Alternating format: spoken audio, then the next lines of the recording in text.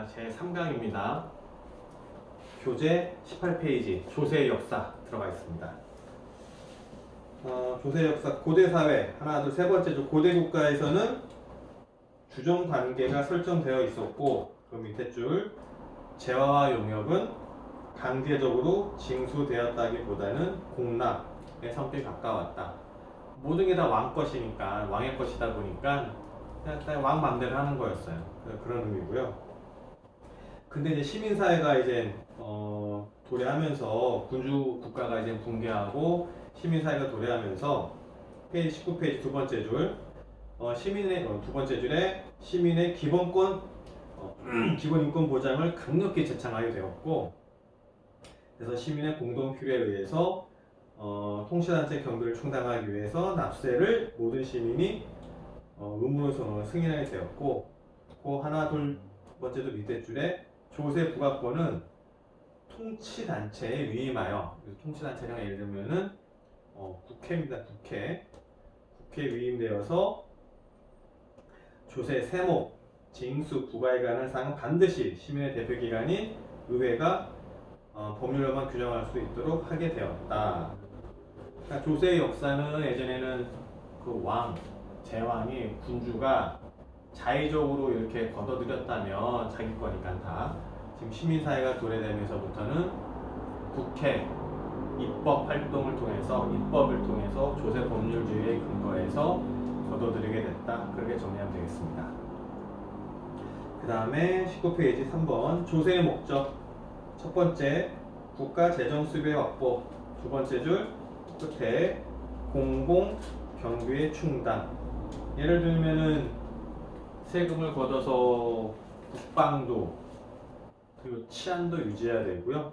그 다음에 뭐 사회 보장, 그 다음에 공공근로 뭐 그런 거에 사용하기 위해서 돈이 필요합니다. 그런 거의 재원을 충당하기 위해서 세금을 걷어들이는 거고요. 두 번째 국가정책 목적 달성. 국가가 이제 정책적으로 여러 가지 목적이 있어요. 근데 그 중에서 이제 그걸 달성하기 위해서는 아무래도 이제 국가 지출, 재정 지출해야 되는데 재정 지출 뭐 화폐를 계속 찍어나게 되면은 인플레, 더 심한 경우에는 초인플레이션 그런 게 발생하기 때문에 그건 어렵고요. 그래서 세금을 걷어들여서 그거를 재원으로 충당을 합니다. 예를 들어서 베네수엘라 같은 경우에는 물건을 사러 가요. 물건을 사러 가고 계산하는 동안에 가격이 오릅니다. 또 그러다 초인플레이션 굉장히 살인적인데요. 하이퍼 인플레이션이라고도 하고요. 그런 인플레이션이 발생하지 않게끔 하려면은 국가가 아주 재정 수입과 지출을 좀 깐깐하게 해야겠죠. 그래서 그런 게 있고요. 그 다음에 이제 국가정책 목적 달성 하나 둘 셋 네 번째 예를 들어 소득세는 납세자의 가처분 소득을 감소시키는데 감소시키는데 그치지 않고 납세자의 소비 지출 저축 감소를 시키거나 소비 출간의 대체를 일으킬 수도 있다. 지금 이렇게 나와 있거든요. 이게 무슨 말이냐? 좀 설명을 하겠습니다. 설명. 소득 있어요. 소득. 그죠? 소득이 있으면 소득을 벌었어요. 개인이. 그럼 이 사람이 보통 뭘 하죠? 뭘? 일반적으로 보면은 지출을 하죠. 지출. 그죠? 지출. 그거 갖다가 조금 그냥 근사한 말로 소비라고 합니다. 소비. 그래서 아까 소비자, 기업가 이렇게 제가 이렇게 표현을 한 거예요. 소비를 합니다. 그리고 또 뭘 할까요? 소비가 남은 돈은 뭘 하죠? 저축을 합니다. 저축.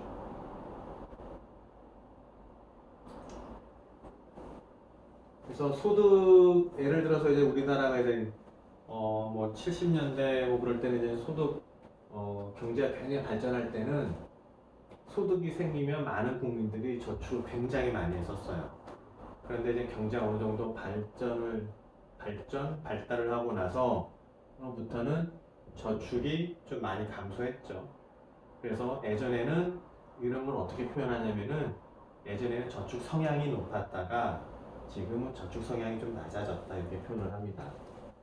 하여튼 어찌됐건 소득이 발생을 하면 내가 만약 100원을 벌었으면 뭐 소비를 한 80원 정도 하고 뭐 저축 20원 한다 그런 말이거든요. 그렇게 되는데 그럼 예를 들어서 내가 100원을 벌었으면은 뭐 그렇게 하잖아요. 100원을 벌어서 소비 한 80원 하고 저축 20원. 근데 이 소득 중에서 이렇게 쓸 수 있는 소득은 지금 보면은 처분, 뭐 쓸 수 있다는 거거든요. 100원이에요, 100원이죠. 소비를 하건 저축을 하건 100원이에요. 처분할 수 있는 소득은, 처분 소득은. 그죠? 근데 여기서 가처분 소득이라고 써있는데, 가는 뭐냐면은, 가능할 가짜예요, 가능할 가짜. 내가 처분이 가능한 소득이거든요. 예를 들어서, 100원을, 벌었는데, 이게 텍스가 만약에 10원이 있다. 그럼 이 사람은 소득이 어떻게 돼요? 실제로 처분할 수 있는 소득이 가처분 소득이 90으로 줄어들죠. 그렇게 되면 이 사람은 뭔가 소비하고 저축 이 패턴을 좀 조정을 할 거예요. 이 사람이 소비 성향이 높냐 저축 성향이 높냐에 따라서 세금만큼 줄어든 10원에 대해서 소비를 더 많이 줄이느냐 저축을 더 많이 줄이느냐 본인의 합리적 판단 내에서 할 거라고 조정을요. 그래서 이건 딱 가처분 소득이 줄어든다 얘기를 하고요. 그래서 이제 이렇게 되면은 뭐 소비가 줄건 저축이 줄어요. 그죠? 근데 예를 들어서 뭐 다 줄어들었다고 이제 가정을 하고 얼마 줄어들지 모르겠어요. 그건 개인적인 성향에 따라 다르기 때문에 줄어들었어요. 소비가 줄어들었다는 거는 일단 자기 여력이 줄었다는 의미가 되고요. 근데 반대로 이제 이 개인한테 이거를 이렇게 세금을 부과해서 할 수도 있고요. 이거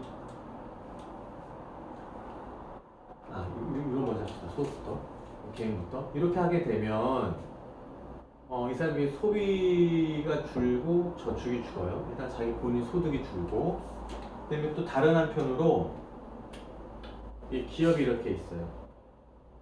기업이 뭐 어떤 물건을 생산을 해요. 물건. 그죠? 예를 들어서 원래 이 기업이 물건을 얼마에 만들었냐면은 30원에 만들었어요. 30원. 30원. 근데 갑자기 세금이 더 부과가 돼서 얼마가 부과가 됐냐면 10원이 더 부과가 된 거예요. 10원.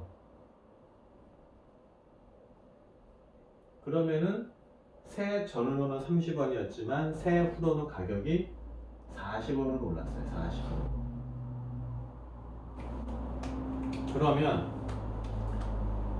이 사람은 시장에 물건을 40원에 내놓죠. 세금 때문에 기업가의 부과된 소득 때문에.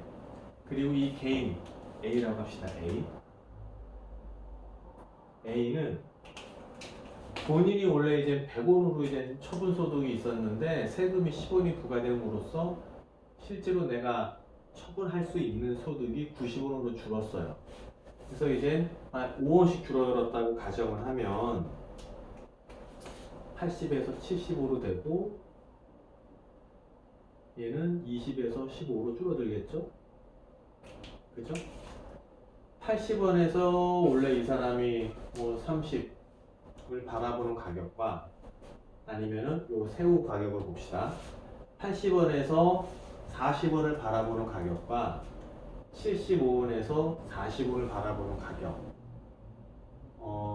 별로 이 물건이 나한테 굉장히 중요하고 그리고 내가 벌어들이는 소득이 충분하다고 가정을 한다면은 이 물건에 대한 소비는 계속 유지가 될 거예요.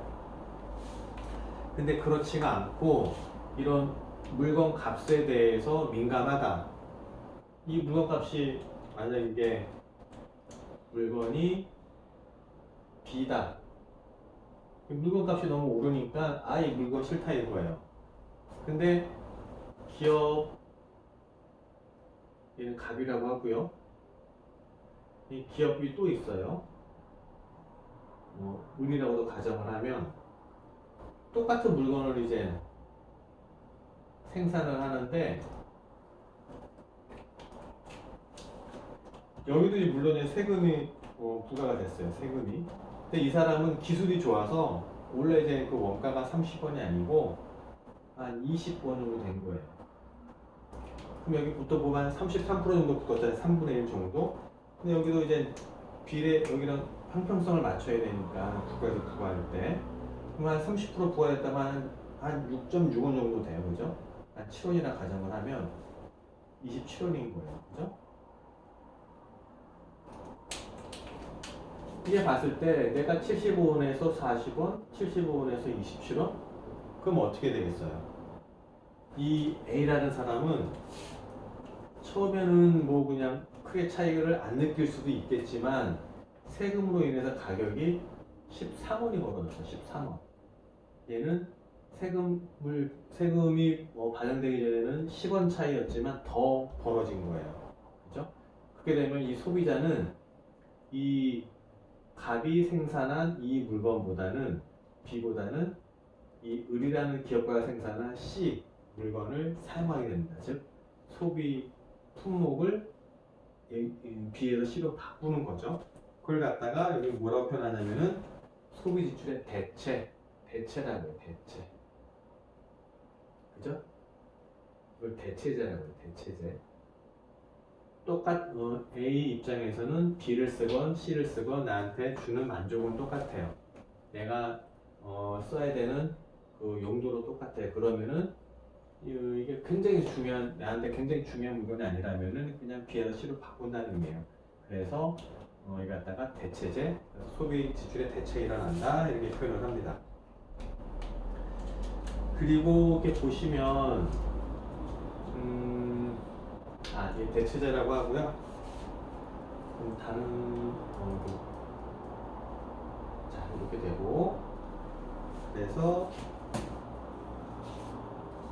19페이지 반가로 1번에 국가 정책 목적 달성 하나 둘 셋 네 번째 가처분 소득을 감소시키고 그 다음 소비 지출 또는 저축을 감소시키고 뭐 소비 지출 간의 대체를 일으킬 수 있다. 그리고 그 밑에 줄에 특정 재화에 대한 소비세 부과는 어떻게 된다고요? 전가라는 말이 나와요. 전가. 소비세. 전가부터 얘기해봅시다. 전가.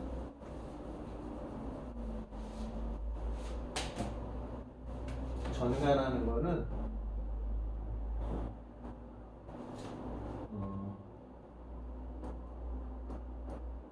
그 뭐야? 컴퓨터 자판, 보면 시프트 있잖아요. 그 시프트예요. 시프트기라고 하고요.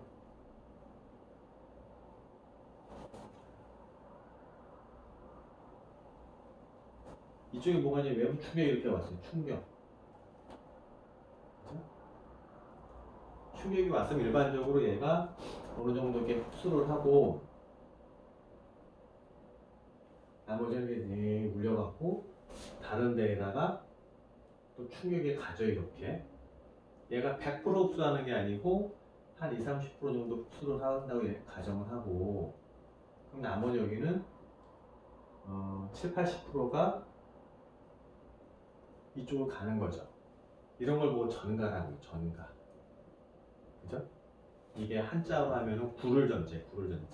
이게 굴러서 다른 쪽으로 부담을 이전시키는 거. 그걸 전가라고 해요. 전가. 이게 무슨 말이냐면 예를 들면은 냉장고에서 냉장고가 예를 들어서 100만 원이다. 그죠? 냉장고가 이제 공장에서 출고가 100만 원이라 가정을 하면 이렇게 뭐 이렇게 잘 이렇게 팔렸어요. 잘 팔렸는데 어떤 이유인지 모르겠지만 국가에서 냉장고 생산하는 회사에다가 세금을 부과를 합니다. 얼마? 10%, 10원, 아니 10만 원. 그러면 새우 가격은 어떻게 되죠? 110만 원이 되죠. 그러면은 국가가 부과한 10만 원, 그걸 누가 부담을 하죠? 주체는? 생산하는 공장에서 합니까? 아니면 소비를 하는 소비자가 합니까? 국가가 세금의 부과는 이쪽 사업주한테 했어요. 기업가한테 했어요. 그죠? 여기 냉장고 생산하는 거에서 10원 세금 내. 10원을 냈어요. 그죠? 냈단 말이에요. 근데 자료 주문에도 나갔어요? 아니에요. 출고가를 높여서 결국 소비자는 100만 원에 사던 거를 110만 원 주고 사고요. 그리고 10만 원은 다시 기업가로 가기 때문에 실질적인 부담주는 실질 부담, 다른 말로 최종 부담자는 소비자예요. 소비자. 그래서 이거를 갖다 뭐라 하냐면은 전가됐다, 슈프팅됐다 이렇게 표현을 합니다. 이렇게. 그래서 맨 마지막 줄에 전가로 인해서 가격 올리고 그렇게 이해하시면 되고요. 그 다음 페이지 하나 둘 셋 네 번째 줄 보면은 소득의 재분배를 통해 소득세 누진세율을 도입도 한다. 그냥 국가 정책 목적 달성에서 이렇게 하고요. 그 다음에 이제 3번 방어를 3번 복지사회 건설. 예전에는 아까도 얘기했지만 애덤 스미스의 보이지 않는 손 가격 기능을 많이들 신뢰했습니다. 그래서 이제 경제가 잘 굴러가겠거니 이렇게 생각을 했었고요. 별로 이제 국가가 경제에 별로 관여를 안 했는데 부익부 빈익빈이 너무 심해지고 사회 불안 요소가 이제 계속 쌓이고 그러다 보니까 국가가 이런 경제에 개입을 하게 되고요. 그리고 국가 목표가 또 이제는 뭐 가격만 이렇게 안정시키고 하는 게 아니라 지향하는 바를 또 제시를 하면서 요즘에는 이제 복지국가다 보니까 그런 쪽을 위해서 많은 일을 하게 됩니다. 그래서 그런 거를 위해서 하는 일을 보면 두 번째 줄 사회보장에 충실 보면은 이런 세금을 걷어서 국민연금 그러니까 이제 준조세라고 하는데요. 국민연금 그러니까 실질적으로 세금 항목은 아니지만 세금에 준하는 조사라고 해서 준조사라고 하고 국민연금 같은 게 있고 그게 이제 국민연금은 나중에 이제 어느 불입기간과 연령대가 되면은 나중에 다 이제 받을 수 있기 때문에 그래서 이제 그런 기능을 하고요. 그 다음에 이제 요즘에 코로나19 때문에 굉장히들 말썽인데 미국이나 그런 데는 검사 비용이 뭐 최소 200에서 400만 원 정도가 듭니다. 개인당. 근데 우리나라 같은 경우에는 다 무료로 하죠. 다 이제 국가 재정에서 지원을 하는 거거든요. 그래서 이런 갖다가 이제 이런 일을 들 수가 있고요. 그 다음에 주택 및 생활환경의 개선.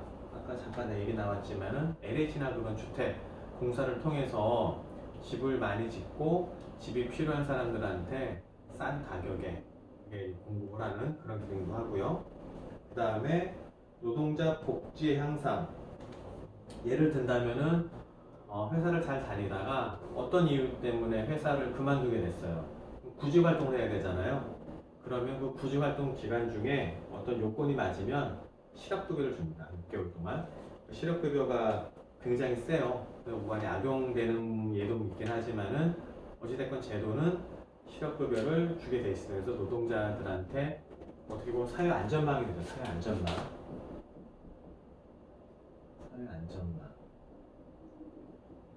사회 안전망 역할을 하죠. 그런 게요. 사회 안전망 역할을 하고요. 그 다음에 소비자 보호. 소비자 보호는 뭐가 있을까요? 소비자 보호는 예를 들면 공정위, 공정거래관리위원회 거기 보면은 담합을 못하게끔 해요. 예를 들어서 이제 건설사들이 많이들 하는데 뭐 대물 건설한다, 아파트를 건설한다 그러면은 가격이 다 어떤 입찰에 응찰하는 가격이 다 비슷비슷해요. 미리 사전에 이제 조율을 해서 이제 그렇게들 하는데, 담합을 통해서, 담합 처음 듣는 말일 수도 있겠네. 담합, 서로 얘기해서 의견 합치를 본다 미리, 그런 의미거든요. 그래서 가격을 뭐 공사비로 부풀리거나 그렇게 하게 되죠. 그러면 그런 거는 예를 들어서 아파트 한 채 짓는데 만약에 1,000원이 든다. 근데 건설사 예를 들어서 뭐 예를 들어서 건설사가 뭐 이제 ABC가 있다고 하면은 얘네가 이제 다 이렇게 쓰는 거죠. 뭐 1,200원, 뭐 1,190원, 뭐 1,210원 이렇게 쓰죠. 그럼 대충 평균이 그럼 1,200원이거든요. 평균이. 그렇게 되면은 소비자는 1,000원에 살 수 있는 아파트를 1,200원 정도 주고 사야 돼요. 그러면 소비자는 그만큼 피해를 보죠. 그래서 부가 이런 걸 이제 규제를 하는 거죠. 담합행위 같은 걸 규제를 하고, 아니면은 그런 걸 통해서 이제 소비자 보호를 추진을 하는 겁니다. 소비자 보호를 하는 거고요. 이게 그런 표현이고요, 이거는요. 그 다음에 자, 요즘에 이제 한참 이슈가 되는 마스크도 이제 소비자 보호인데, 예를 들면 자 보세요. 뭐 공공 마스크라고 그러잖아요. 공공 마스크 요즘에 얘기하는데, 우리 태어난 연도에 따라서 사긴 하지만 어렵네요, 되게 구하기가.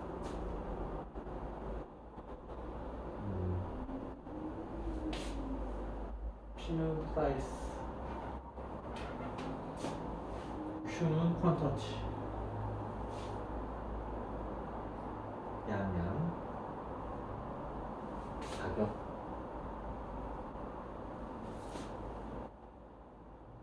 디맨드, 수요 곡선, 공급. 그죠?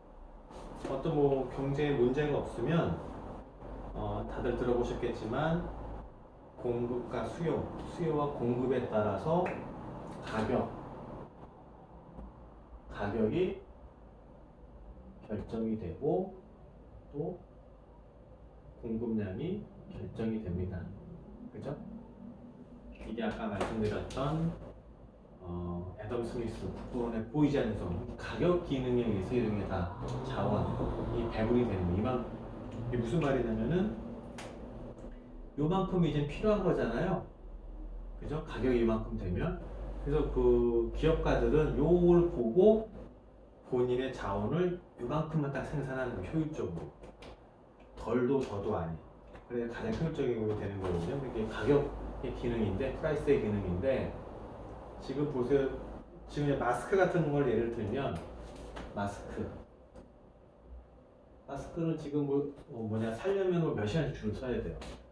수요가 사고자 하는 사람이 공급하는 것보다 훨씬 많죠. 수요가 훨씬 크죠. 그죠?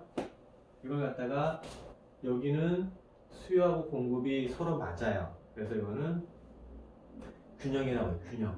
경제학적으로 균형에 이르렀다. 균형이죠. 깨지지가 않았으니까.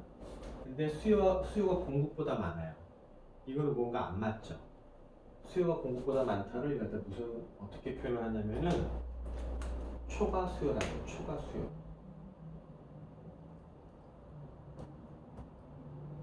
그죠? 초과 수요가 되면 어떻게 되죠? 가격이 엄청 오르겠죠. 가격이 엄청 올라요. 원래 마스크가 보통 이제 한 300원 내외를 했었는데, 인터넷 보면은 여러분 잘 아시겠지만은 가입 가공할 만합니다. 엄청 비싸요 지금. 그죠? 10배, 20배 이렇게 올랐기 때문에 수요가 많으면 가격이 올라요. 가격이 오르기 때문에 그럼 국가에서는 이거 그냥 볼 수가 없잖아요. 소비자들이 아우성이잖아요. 마스크도 못 살려고 해도 너무 비싸. 그러니까 국가에서는 이거를 통제를 할 수밖에 없어요. 그죠? 그래서 이제 어떻게 하냐면은 지금 나온 지금 그래서 시행한 게 뭐냐면은 공적 마스크다 그래요. 공공기관이 공급하는 마스크다 이렇게 해요. 마스크가 되는데 대신 어떻게 해야 되느냐? 가격이 너무 비싸니까 그대로 놔두면은 요렇게 하게 되면은 가격이 아까 말씀드렸던 이제 뭐 3, 4천 원 이상이 되는 거죠. 근데 너무 비싼 거예요. 그죠? 개당. 그러니까 이제 국가에서는 이걸 갖다가 이렇게 이제 통제를 합니다. 통제. 이게 무슨 이거 뭐라고 그러냐면은 가격 상한제라고 이제 보통 이제 얘기를 하는데, 자 이제 들어만 보세요. 가격이 요만큼이었을 때, 그죠? 이 수준이었을 때 수요가 이만큼 있죠. 그죠? 공급이 적죠. 그죠? 그럼 뭐죠 이게? 초과수요, 초과수요.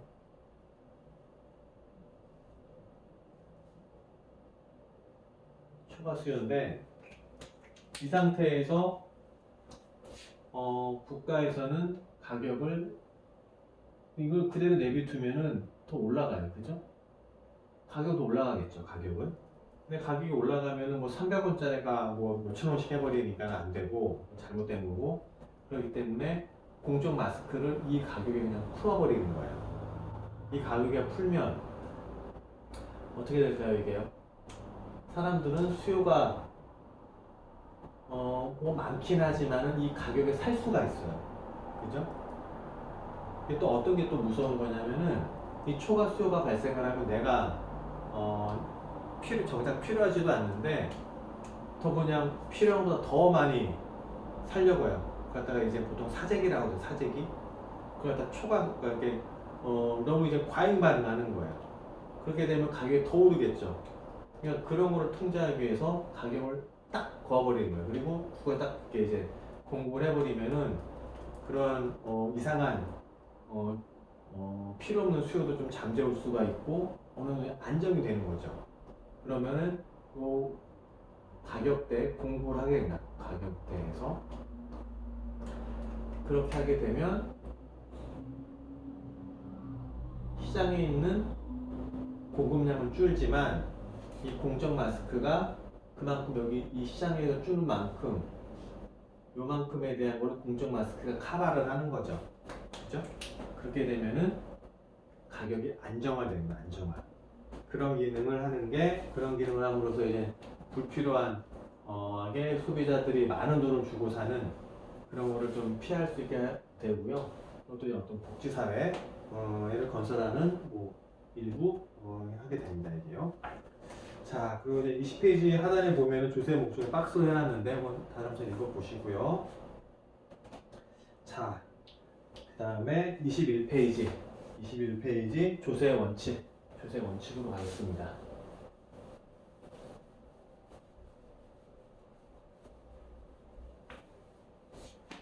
조세 원칙 하나 두 번째 줄 보면은 아까도 말씀드렸지만은 생명권, 재산권은 절대적인 권리예요. 재산권 절대적인 권리인데 국가가 여기서 일부를 띄어가는 거거든요. 재산권 침해의 소지가 있어요. 두 번째 줄 재산권 침해하는 면이 있다. 그렇기 때문에 조세는 어떤 한 목적성과 국민들이 그걸 보고 납득이 돼야 돼요. 안 그러면은 아까도 말씀드렸지만 조세정이 발생합니다. 그래서 조세를 만들기 위해서는 어떤 이러한 원칙들이 있다. 몇 가지 원칙들이 있고요. 이거를 가능하면 이 원칙에 부합하게끔 조세를 만들어야 된다. 세금 제도를요. 첫 번째 5가지 제도 원칙이 있는데 일단 제목 먼저 읽어보면 경제적 효율성, 그 다음에 평등성, 편의성, 경제성, 확실성 이렇게 있어요. 첫 번째 경제적 효율성.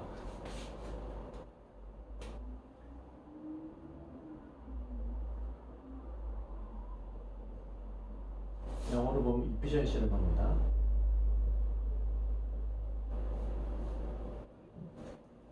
효율성을 보면 자 봅시다. 효율성이라는 거는 더도 덜도 그러니까 넘치지도 않고 모자라지도 않고 딱 맞다는 거예요. 좀 이해하기 좀 어려울 수가 있는데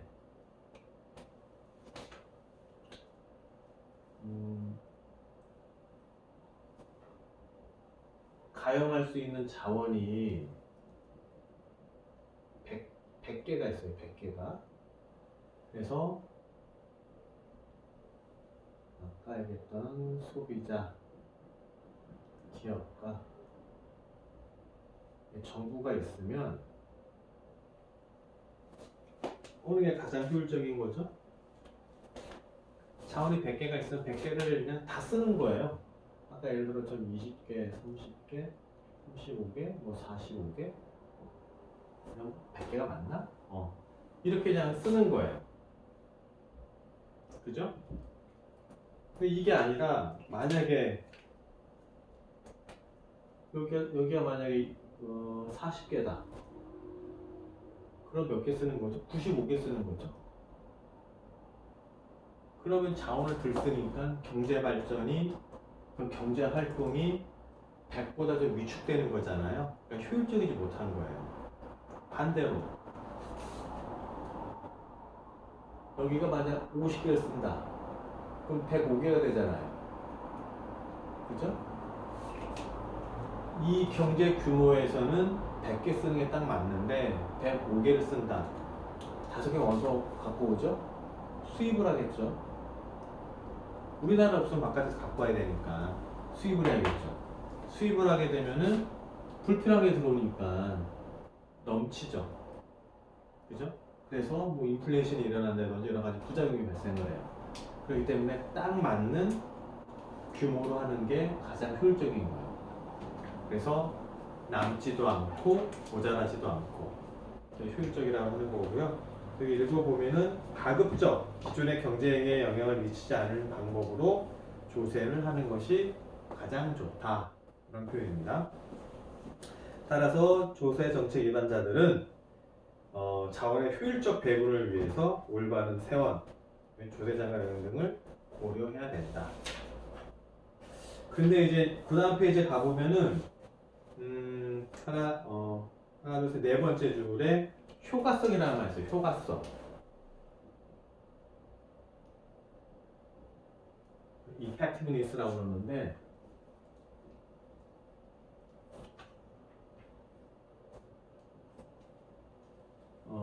한글 좀 어렵죠? 영어도 어렵고 한글도 어렵고 그걸 어떻게 구별하면 되냐면은 효율성은 과정이에요. 과정. 그렇죠? 효과성은 요 과자가 열매 과자예요. 한자어로. 그래서 결과라는 의미예요. 결과.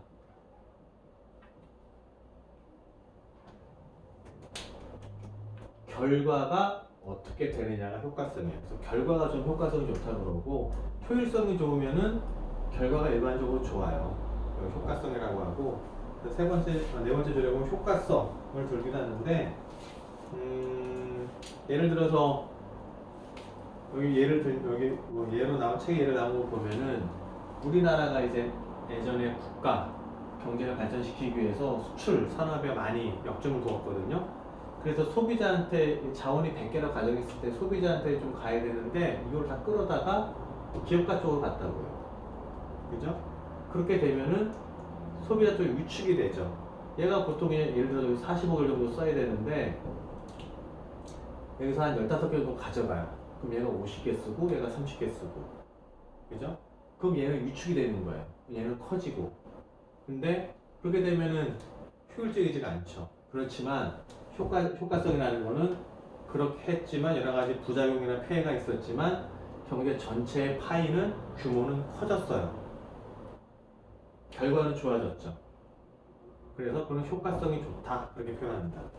그래서 이렇게 이해하시면 되고요. 그래서 이제 경제가 좀 발전하면 발전할수록 효율성 측면을 중시해야 되는 건지 효과성을 뭐 더 중시해야 되는지는 그때 정치, 경제, 사회, 문화적인 어떤 상황을 고려해야 되고 정책, 리더들의 어떤 가치관에 따라서 많이 달라지기도 합니다. 네, 제 3강은 여기까지로 하고요. 다음 강의는 또 다음에 또 보도록 하겠습니다. 네. 이상입니다. 다음에 또 뵙겠습니다.